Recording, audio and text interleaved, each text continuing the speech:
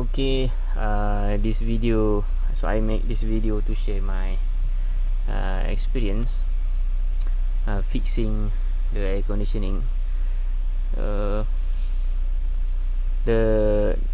air conditioner suddenly not blowing out cool air. Okay. It's not it not blowing cool air. So when I look under the bonnet, the fans, both fans are not turning. So the fans are not turning, and when I turn the air conditioning on, there's nothing like the compressor is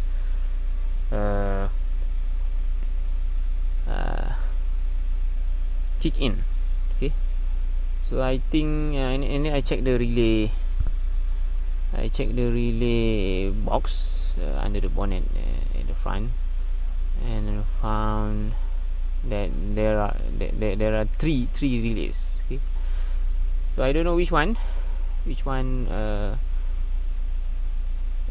contribute to this failure. So I went to the online store, okay, and find the same relay. Okay. There are numbers. So I bought them. Okay, I bought them, and so there are three fans. One using the brown, okay, another two using the white.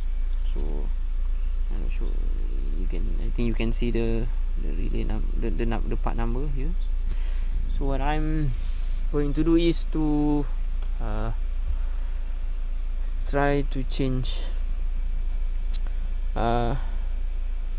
each of them, okay, one by one. So if say after the changing I'm having cool air, so means that the one that I just changed is the failure one. Okay.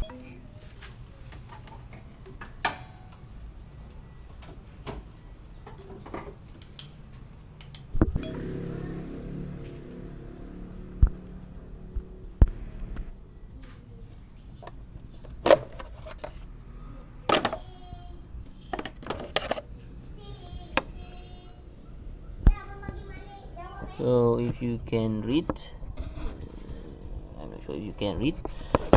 So there are fan number 1, fan number 2, fan number 3. Okay. So they are this 1, 2 and 3. So I'm going for the brown one first.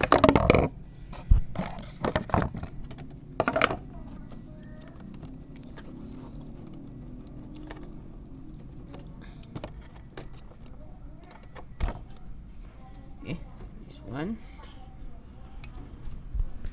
the one that I just bought. So let's put it into the slot. Okay, now let's try run the engine. Okay, I'm not going. This is not a lecture on car AC, but I'm sharing my further experience after replacing all the relays related to the fan. So uh,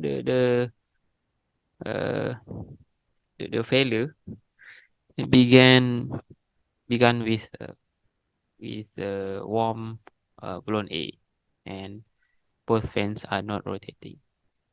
So I thought that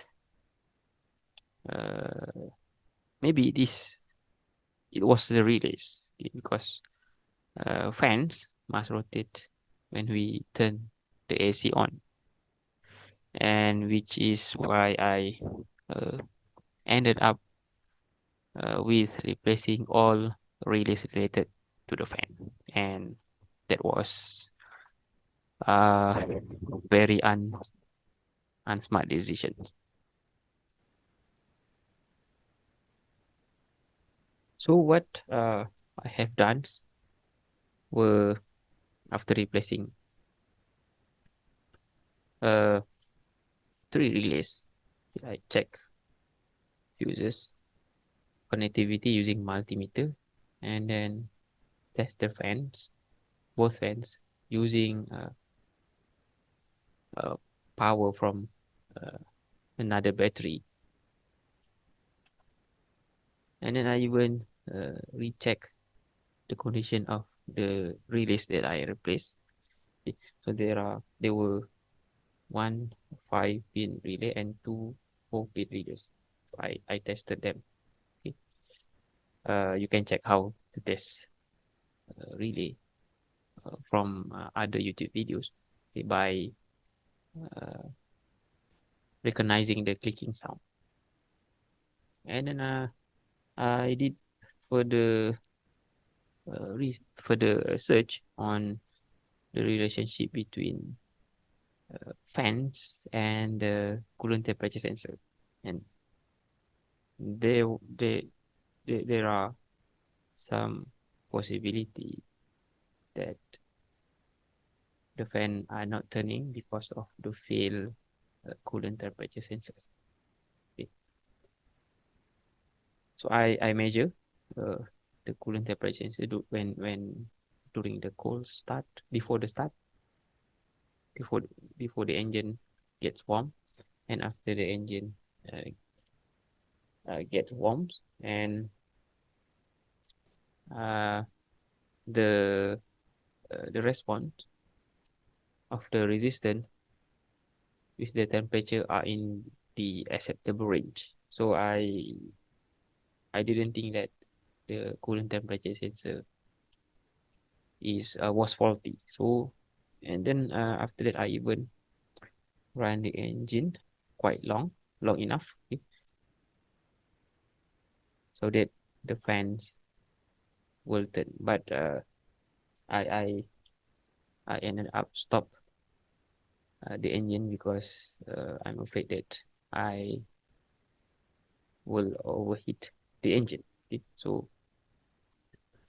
I didn't wait until the fan turns. But the engine is because I had a feeling that the engine is already hot, so I don't want to take this. And then I even run the engine and turn the AC on and uh, measure the voltage uh, at the fan socket. Okay. So the socket will supply uh, voltage to the fan, and I measure uh, there are two fans, so I measure both. I measure the voltage at both fan socket, and the voltage is 0.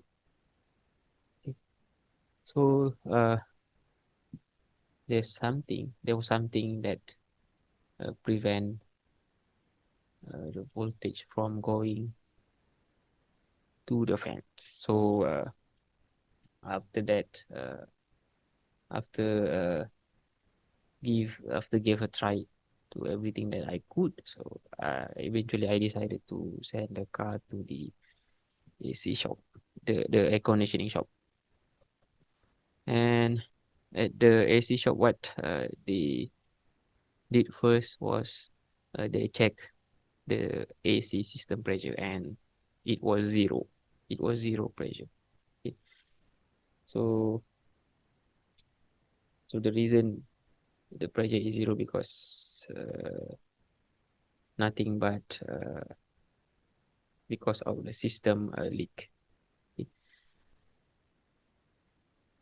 So there is no refrigerant inside the system. So they they added refrigerant and turn the AC on, and that moment the cool air is blowing out from the blower. Okay. And both fan run. So So this is the new thing that I learned. Okay, so when you have zero pressure in your system, uh, the fan will not run. Okay. And then after that, they perform leakage test. Okay, so they added a dye into the AC system and using the UV light to pinpoint where was the leakage, and nothing. They found nothing under the hood. So it must be, so the leakage must be inside uh, the car. Okay. And inside the car, uh, there was a strange smell. Okay. We cannot see the dye because the evaporator is hidden deep under the dashboard, and there was a strange smell inside the car, and I don't know if that was the smell of the refrigerant or the smell of the dye. And uh, to my disappointment, actually, before I send the car to the AC shop, I also did search information about the relationship between the fan diagram and the AC system. So maybe, so not maybe, but absolutely my search wasn't deep enough. And what I learned from this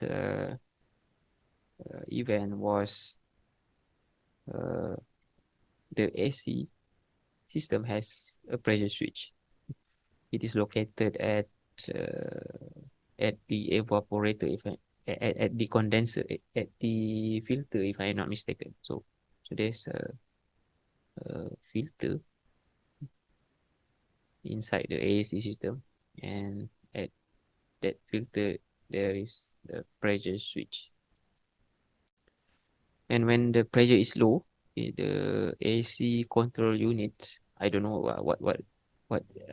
what actually controlling the AC system, but I assume there's a AC control unit that will not send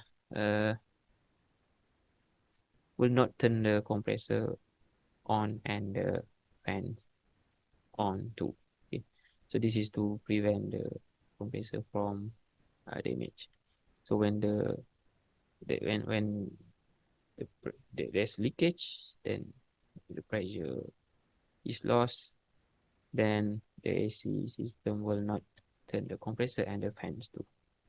So this is what I learned this time. And logically, when the engine is hot, the coolant temperature sensor must send must tell uh, the car to turn the fan. And regardless the status of the AC system. This time the fan is to cool down the engine. Okay? So it must turn, okay, regardless the status of the AC system. But my I have I wasn't patient enough to wait for the engine to become hot enough to turn the fan, because I don't want to risk the engine. And uh, okay, and other than that, of course, I have wasted time, energy, and some money for the release. But well, the most valuable things here that I learned is the the AC system, the uniqueness of the AC system. Okay. And then the car is 20 years old, and the evaporator is 20 years old. So I think that is that condition is old enough so that we can expect the failure of the evaporator. and last but not least, that not everything we can solve by ourselves, and we have to outsource it to others. And because we are not a mechanic, right? Okay. So that's my sharing. If you have questions, you can ask me in the comments. So thank you. Hope this video is not wasting your time.